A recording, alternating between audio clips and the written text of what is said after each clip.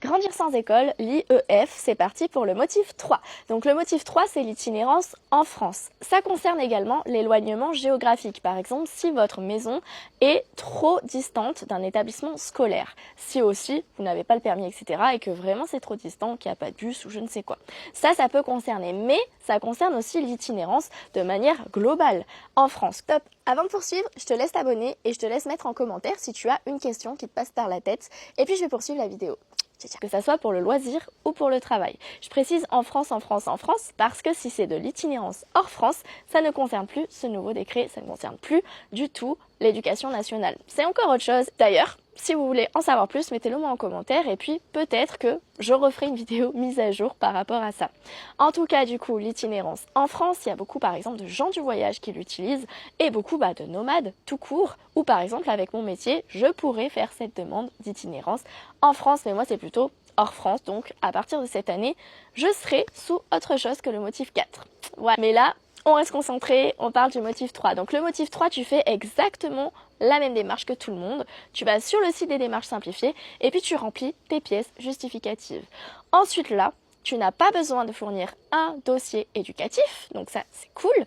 Tu n'as pas besoin de fournir le bac, mais par contre, tu as besoin de fournir des preuves que tu es itinérant. Si c'est pour ton travail, tu peux fournir, si tu le souhaites, un contrat de travail. Si c'est parce que tu es en auto-entreprise, si c'est à ton compte ou que tu as ta société, eh bien tu fournis ton numéro de SIRET. Ce que je conseille en général, c'est de faire une attestation sur l'honneur. L'attestation sur l'honneur, tu peux aussi la faire sur le site du gouvernement. Tu peux taper attestation sur l'honneur en ligne, gouvernement ou France ou voilà ou officiel, et en tout cas tu vas tomber sur un site en ligne qui t'aide à faire ton attestation sur l'honneur de manière encadrée légale. Sur l'attestation sur l'honneur, tu expliques que du coup tu es disponible pour faire l'instruction en famille à ton enfant et que tu es itinérant, nomade, je ne sais quel nom tu vas utiliser pour par exemple ton travail sous le numéro de SIRET nanani nanana. Tu peux expliquer que du coup ton instruction en famille sera calée par rapport à ton travail, ou bien que ton travail se fait en mode automatique mais que tu vas de ville en ville, etc. etc. Il y a aussi des ambulants qui fournissent leur carte d'ambulant. Par contre, attention, il y a beaucoup d'abus de pouvoir, surtout selon les académies. Ils vont vous demander par exemple des cartes grises. Ça, normalement, c'est pas à demander. Carte grise par exemple d'un camping-car, c'est pas à demander. Des billets d'avion, des billets de train, des locations de logements, etc. à droite à gauche. Il y en a qui abusent et qui vous demandent plein de pièces. À savoir, je le répète, que le dossier est à déposer entre le 1er mars et le 31 mai. Donc, vous n'avez pas les pièces, en général, vous n'avez pas les pièces justificatives à l'avance, parce que c'est à partir de septembre la rentrée. Et vous là, on est le 1er mars par exemple. Mais ce que vous pouvez faire, c'est dire que du coup, vous n'avez pas de pièces justificatives dans les mains, mais que voici quel parcours vous avez prévu. Par exemple, et vous pouvez dire par exemple juste sur 2-3 mois ce que vous avez prévu et que c'est assez fluide. Ce que je recommande, c'est de ne pas rester plus de 3 semaines au même endroit. Si vous restez plus de 3 semaines au même endroit, si ça jongle entre juste 2 villes par exemple, eh bien ils vont vous dire, et c'est ce qu'ils disent de plus en plus, que vous pouvez scolariser d'une ville à l'autre.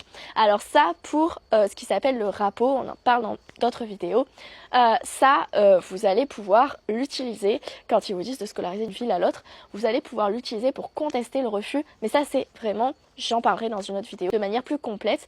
Mais rappelez-vous que de toute façon, un refus ne veut pas dire de devoir scolariser. Il y a plusieurs étapes après.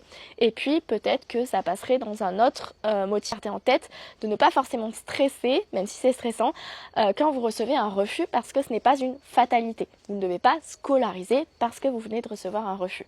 Donc, remplissez bien toutes vos pièces. Restez à l'affût. Regardez régulièrement si vous demandent et mettez un petit commentaire ou quoi de pièces justificatives. Si vous voulez les fournir, fournissez-les. Faites au mieux. Voilà, faites au mieux pour montrer que vous êtes vraiment itinérant. Dans tous les cas, ils ne vont pas vous obliger à devenir sédentaire. Ça aussi, gardez-le bien en tête. En France, on est libre de circulation. Donc voilà, gardez bien tout ça en tête.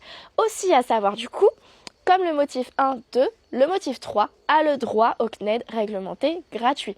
Mais encore une fois, le CNED n'est pas obligatoire. J'en parle dans une autre vidéo pour tous les CNED qui existent, toutes les formules de CNED, et j'en parle aussi pour les cours par correspondance différents et les différents styles d'instruction, parce que vous n'êtes pas obligé de prendre un cours par correspondance.